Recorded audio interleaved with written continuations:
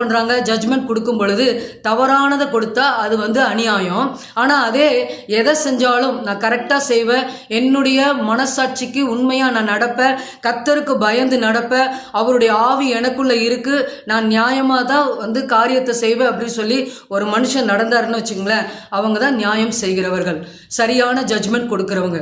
அப்போ இந்த இடத்துல ஒரு எக்ஸாம்பிள் சொல்லாங்க.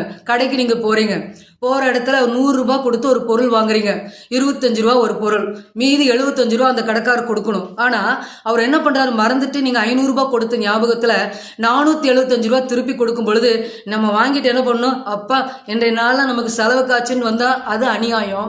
ஆனால் அதே 25 ரூபா தான் நம்ம செலவு, 100 ரூபா தான் நம்ம கொடுத்தோம், 25 ரூபா தான் ஆச்சு, மீதி 75 ரூபா தான் தரணும் அப்படின்னு சொல்லி அந்த கடைக்கார்ட்ட போய் நீங்கள் எக்ஸ்பிளைன் பண்ணி மீதியை கொடுத்துட்டு வரீங்க பார்த்தீங்களா, அது நியாயம் செய்தல். இது ஒரு சின்ன எக்ஸாம்பிள் தாங்க. ஒவ்வொரு நாளும் ஒவ்வொருவருடைய